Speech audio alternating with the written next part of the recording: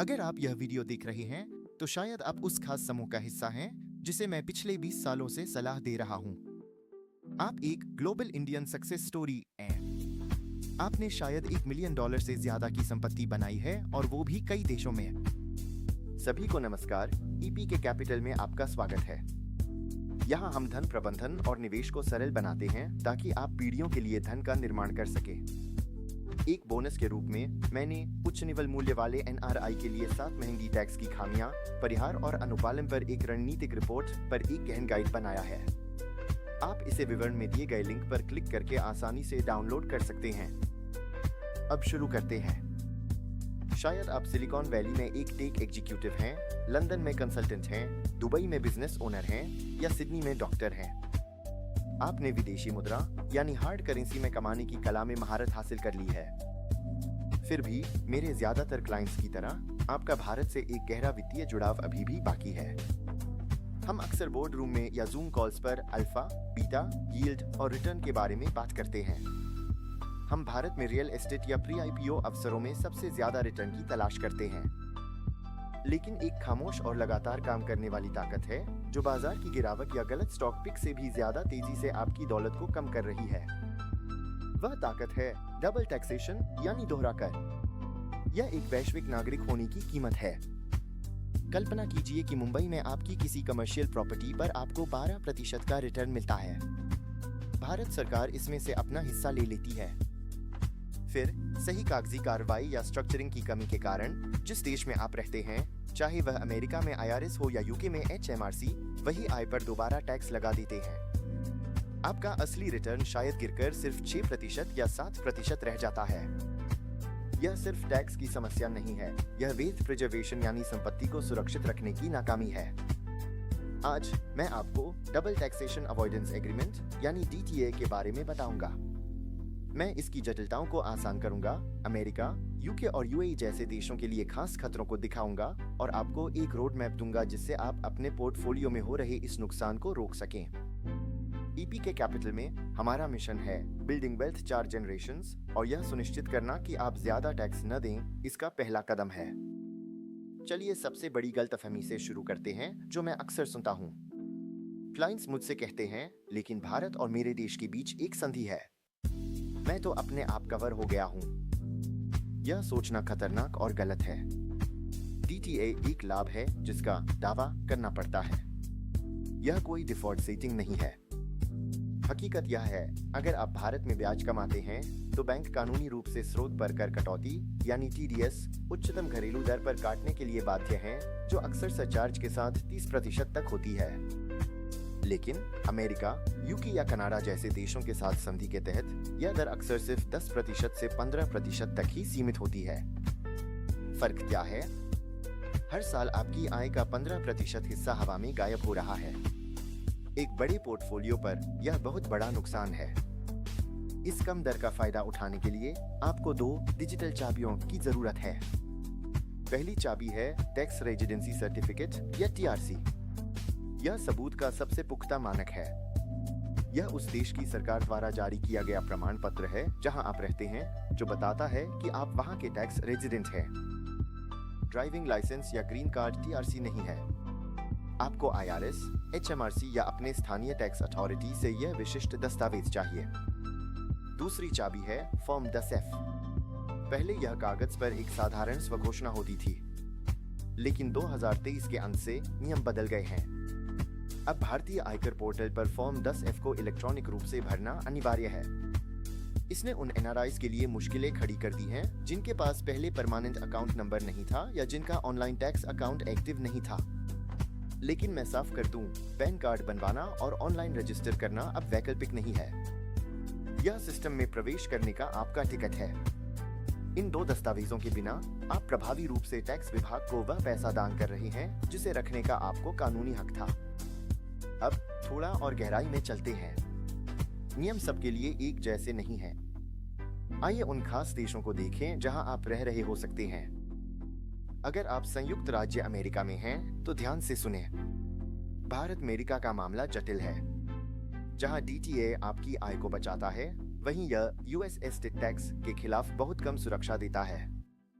मेरे कई high net worth clients यह मान लेते हैं कि उनकी भारतीय संपत्ति आईआरएस से सुरक्षित है। ऐसा नहीं है।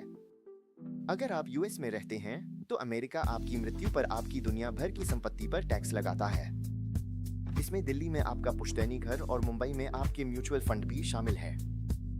अगर आप अमेरिकी नागरिक हैं तो छूट की सीमा ज्यादा है, लेकिन अगर आप नागरिक नहीं हैं और सिर्फ रेजिडेंट हैं तो छूट की सीमा सिर्फ $60,000 जितनी कम हो सकती है। उससे ऊपर की किसी भी चीज पर 40% तक टैक्स लग सकता है। यह दौलत को खत्म करने वाला है। ईपी के कैपिटल में हम इन संपत्तियों को सुरक्षित रखने के लिए एस्टेट प्लानिंग पर बहुत जोर देते हैं, क्योंकि यहाँ सिर्फ एक संधि का दावा आपको नहीं बचा पाएगा। इसके अलावा मेरे अमेरिकी क्लाइंट्स के लिए पेशेवर सलाह के बिना भारतीय म्यूचुअल फंड में निवेश करने से बचें। अमेरिका उन्हें पैसिव फॉरेन इन्वेस्टमेंट कंपनी मान सकता है, जिन पर बहुत भारी टैक्स और जुर्माना लगता है। आप अक्सर सीधे इक्विटी या पोर्टफोलियो मैनेजमेंट सर्विसेज के साथ ज्यादा बेहतर स्थिति में होते हैं। अगला यूनाइटेड किंगडम की बात करते हैं। यूके के पास एक अनोखा फायदा है, 1956 की एस्टेट ड्यूटी ट्रीटी। अमेरिका के विपरीत यह संधि भारत में स्थित संपत्तियों पर यूके इनहेरिटेंस टैक्स से महत्वपूर्ण सुरक्षा दे सकती है, बशर्ते आप भारत के अधिवासी हों। भारत में बड़ी संपत्ति वाले यूके निवासी के लिए यह लाखों का टैक्स बचा सकता है। हालांकि सावधान रहे कि यूके एक निवास आधारित प्रणाली की ओर बढ़ रहा है और संभवतः नॉन-डोम व्यवस्था को खत्म कर सकता है। हम इस पर बारीकी से नजर रख रहे हैं, लेकिन अभी के लिए अगर सही तरीके से इस्तेमाल किया जाए तो यह संधि एक शक्तिशाली उपकरण है। अब यूएई में मेरे क्लाइंट्स के लिए सालों तक आपने टैक्स फ्री स्टेटस का आनंद लिया, लेकिन भारत ने डीम्ड रेजिडेंसी का नियम पेश किया है। यदि आप एक भारतीय नागरिक हैं और आपकी भारतीय आय 15 लाख रुपए से अधिक है और आप किसी अन्य देश में टैक्स के लिए उत्तरदायी नहीं हैं, तो भारत आपको अपना निवासी मान सकता है और आपकी वैश्विक आय पर टैक्स लगा सकता है। सिर्फ दुबई में रहना अब काफी नहीं है। आपको यह साबित करना होगा कि आप यूएई के टैक्स रेजिडेंट हैं। अच्छी खबर यह है कि हालिया बदलाव आपको टैक्स रेजिडेंसी सर्टिफिकेट प्राप्त करने की अनुमति देते हैं यदि आपके पास वहां स्थायी घर है और आप यूएई में सिर्फ 90 दिन बिताते हैं। लेकिन इसे साबित करने के लिए आपके पास कागजी सबूत, खास तौर पर आपकी एंट्री और एग्जिट तारीखों वाली इमिग्रेशन रिपोर्ट होनी चाहिए। चलिए कनाडा चलते हैं। कनाडा में एक अनोखा डिपार्चर टैक्स है। यदि आप भारत वापस रिटायर होने का निर्णय लेते हैं तो कनाडा यह मानता है कि जिस दिन आपने देश छोड़ा, आपने अपनी सभी वैश्विक संपत्ति बेच दी। आप पर कागजी मुनाफे पर टैक्स लगाया जाता है। यदि कनाडा में रहते हुए आपके भारतीय पोर्टफोलियो की कीमत बढ़ी है तो आपको जाते समय एक भारी टैक्स बिल का सामना करना पड़ सकता है, भले ही आपने एक भी शेयर न बेचा हो। फ्लाइट में चढ़ने से सालों पहले स्ट्रेटेजिक प्लानिंग की जरूरत होती है। तो यह सब जानने के बाद एनआरआईज कहाँ गलती करते हैं? मैं बार बार 3 बड़ी गलतियां देखता हूँ। गलती नंबर 1, एनआरई टैक्स फ्री है का भ्रम। आप एनआरई फिक्स्ड डिपॉजिट में पैसा डालते हैं क्योंकि बैंक ने आपसे वादा किया था कि ब्याज टैक्स फ्री है। और हाँ, भारत में यह टैक्स फ्री है। लेकिन अमेरिका, कनाडा, यूके या ऑस्ट्रेलिया में आपकी दुनिया भर की आय पर टैक्स लगता है। वह टैक्स फ्री ब्याज आपके अपने देश में पूरी तरह से टैक्सेबल है। इसे रिपोर्ट न करना टैक्स चोरी है और फैटका और सीआरएस जैसे डेटा एक्सचेंज समझौतों के साथ टैक्स अथॉरिटीज को पता चल ही जाएगा। गलती नंबर 2, फॉरेन टैक्स क्रेडिट का दावा न करना। मान लीजिए कि आप बेंगलोर में कोई प्रॉपर्टी बेचते हैं। भारत 20% टैक्स काटता है। फिर आप इस लाभ को अमेरिका में रिपोर्ट करते हैं, जहां टैक्स 25% हो सकता है। आपको आईआरएस को केवल अंतर का भुगतान करना होता है। लेकिन आप ऐसा तभी कर सकते हैं जब आप अपना रिटर्न दाखिल करने से पहले भारत में फॉर्म 67 फीट दाखिल करें। मैंने ऐसे क्लाइंट्स देखे हैं जिन्होंने दोनों देशों में पूरा टैक्स चुकाया सिर्फ इसलिए कि वे यह एक फॉर्म भरना भूल गए। गलती नंबर 3, रिपेट्रिएशन यानी पैसा वापस ले जाना। आपने अपनी संपत्ति बेच दी, टैक्स चुका दिया और अब आप पैसा विदेश ले जाना चाहते हैं। आरबीआई आपको अपने एनआरओ खाते से प्रति वित्तीय वर्ष 10 लाख अमेरिकी डॉलर तक वापस ले जाने की अनुमति देता है। इसके लिए एक चार्टर्ड अकाउंटेंट को यह प्रमाणित करना होता है कि आपके टैक्स का भुगतान कर दिया गया है। यहाँ टाइमिंग बहुत मायने रखती है। यह सीमा हर 1 अप्रैल को रीसेट होती है। यदि आप $1.5 मिलियन ट्रांसफर कर रहे हैं तो आप मार्च में 1 मिलियन और बाकी का आधा मिलियन अप्रैल में ट्रांसफर कर सकते हैं, जिससे आपका पैसा भारत में 1 साल तक फंसने से बच जाएगा।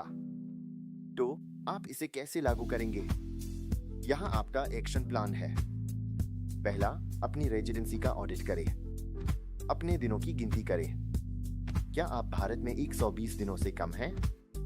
अपना स्टेटस पक्का करें। दूसरा, अपना टीआरसी प्राप्त करें।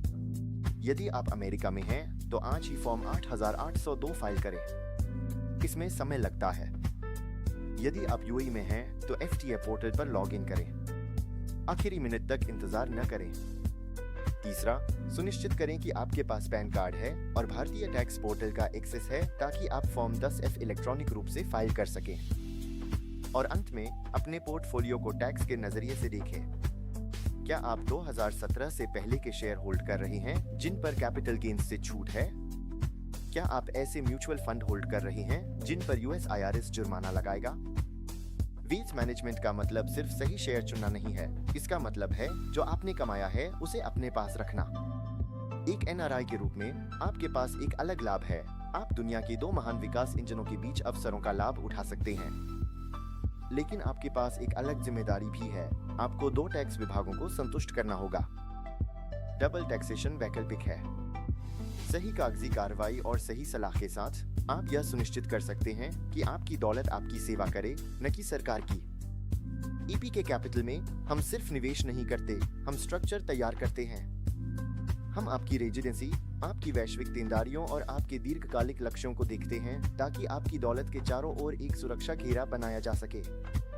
चाहे वह रिपेट्रिएशन कैप को नेविगेट करना हो, यूएस एस्टेट टैक्स को कम करने के लिए ट्रस्ट बनाना हो, या बस यह सुनिश्चित करना हो कि आपके दस्तावेज बुलेट प्रूफ हैं, हमारे पास आपको गाइड करने का अनुभव है।